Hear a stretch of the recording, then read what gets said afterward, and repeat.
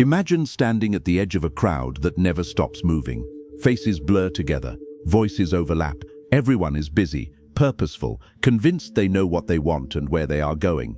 Yet beneath this surface of motion, there is a strange stillness, an absence of direction disguised as activity. People move, but they do not choose. They speak, but they do not mean. They live, but they do not create. And somewhere in the distance, almost drowned out by the noise of modern life, a voice echoes from more than a century ago, sharp and unforgiving, asking a question no one wants to answer. What if this entire way of living is a symptom of weakness? Friedrich Nietzsche saw something forming long before social media, long before mass consumer culture, long before comfort became the highest value. He looked at humanity and sensed a slow, quiet decay, not of intelligence, but of spirit, not a collapse through catastrophe, but a soft surrender through convenience. And he warned us, not gently, not politely. He warned us with a hammer, but we ignored him. Nietzsche did not speak of weakness the way people usually do. He was not talking about physical frailty or lack of intelligence. He was pointing to something far more unsettling, a weakness of will, a fear of responsibility, a hatred of struggle disguised as morality, a desire to be protected from life rather than shaped by it. And he believed that once this weakness becomes normalized, it spreads, quietly, invisibly, until it defines an entire culture. Look around. The warning is no longer abstract. Nietzsche believed that most people do not actually want freedom. They want relief. Freedom demands decision, risk, ownership. Relief demands only compliance. To be relieved of responsibility feels like safety. To be relieved of uncertainty feels like peace.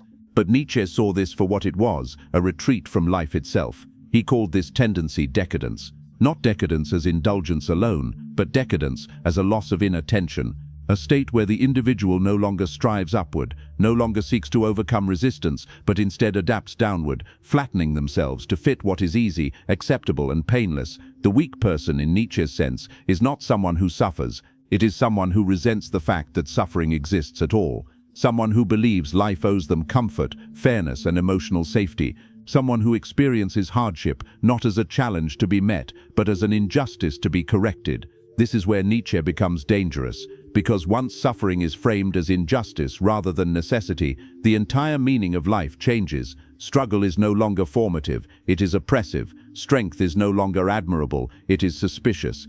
Excellence is no longer inspiring, it is threatening. And those who rise above the average are no longer seen as examples, but as reminders of what others are unwilling to become. Nietzsche called this resentment. Resentment is not simple envy. It is envy that cannot act. It is anger that cannot express itself openly. It is weakness that disguises itself as moral superiority. Instead of saying I cannot, resentment says I choose not to. Instead of saying you are stronger, it says you are immoral. Instead of striving upward, it pulls downward. This is the psychological mechanism that allows weakness to dominate without ever admitting it is weak. Nietzsche saw this most clearly in morality. He argued that many moral systems are not born from strength and generosity, but from resentment and fear. When people lack the power to assert themselves, they invent values that condemn power itself. When they cannot endure struggle, they declare comfort virtuous. When they cannot face chaos, they sanctify order and obedience. This is how weakness moralizes itself. And once moralized, it becomes untouchable. To question it feels cruel. To challenge it feels dangerous. To rise above it feels arrogant. So the individual learns to shrink, not because they are forced to, but because shrinking is rewarded. Safety lies in sameness. Approval lies in conformity. And over time, the desire to stand out, to risk, to create, begins to feel shameful. Nietzsche believed this was the beginning of the herd. The herd is not a group of people. It is a psychological state. It is what happens when individuals outsource their values, their thinking, and their courage to the collective. The herd does not ask what is true. It asks what is acceptable. It does not ask what can I become. It asks what will keep me safe. And safety becomes the highest ideal. But safety, Nietzsche warned, is incompatible with greatness.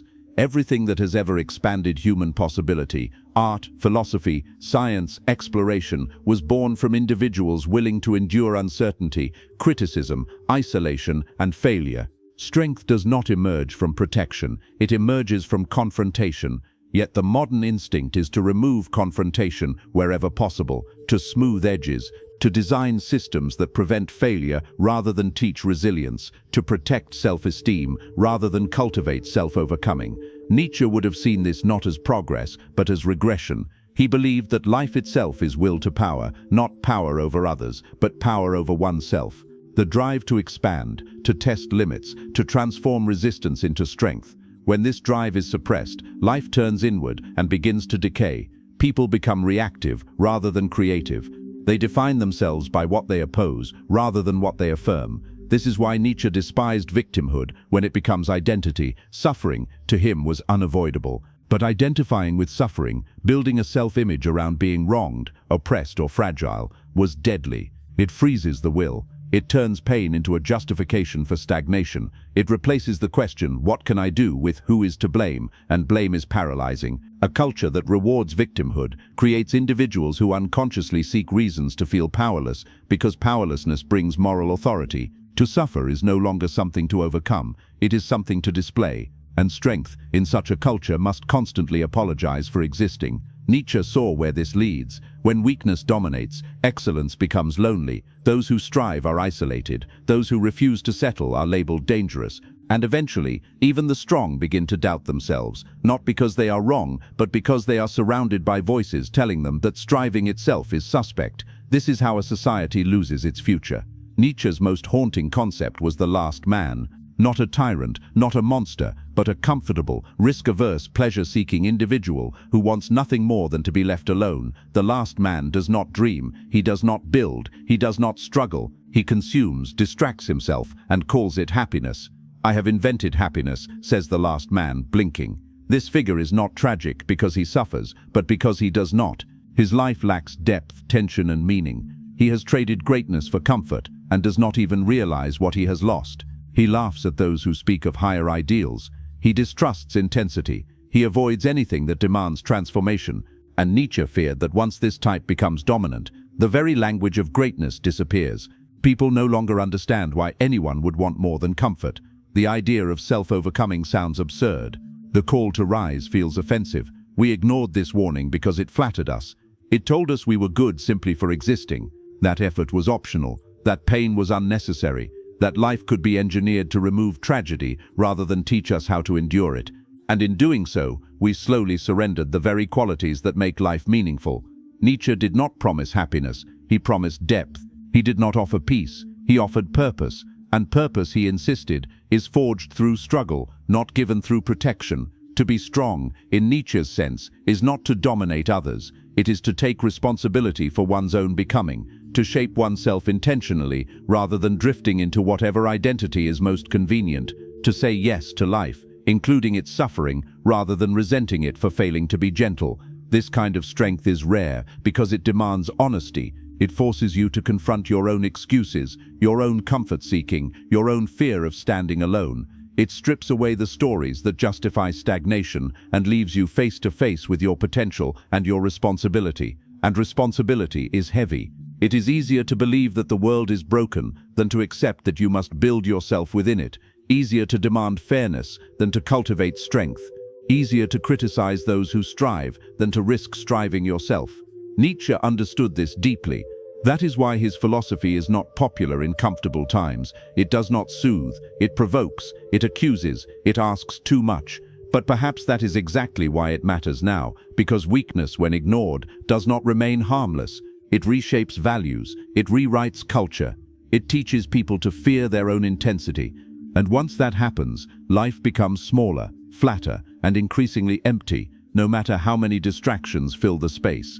Nietzsche's warning was not about others, it was about you, about the moments you choose comfort over challenge, about the times you silence your ambition to avoid standing out, about the resentment you feel toward those who dare more, about the quiet relief you experience when responsibility is removed. These are not moral failings, they are human tendencies, but when left unquestioned, they harden into weakness. Nietzsche believed the antidote was not guilt, but awareness. To see these tendencies clearly is already to weaken their grip, to recognize when you are choosing safety over growth, when you are moralizing fear, when you are calling resignation wisdom. The path he offered was not easy, but it was honest, become who you are, not who you were told to be, not who is rewarded, but who you could become if you accepted struggle as the price of meaning. This is not a call to cruelty, it is a call to courage, to stop waiting for life to be easier and start becoming stronger, to stop demanding protection from existence and start engaging with it fully, to stop resenting those who rise and ask instead what within you longs to rise as well. We ignored Nietzsche because he refused to comfort us, but perhaps comfort was never what we needed. If this reflection stirred something uncomfortable, don't dismiss it too quickly. Discomfort is often the first signal that a deeper truth has been touched. If you want to continue exploring ideas that challenge weakness, expose illusions, and demand more from life, stay with this work and ask yourself one final question, honestly, without defensiveness: where in my life have I mistaken comfort for strength? Because the moment you stop protecting your weakness is the moment you begin to discover your power.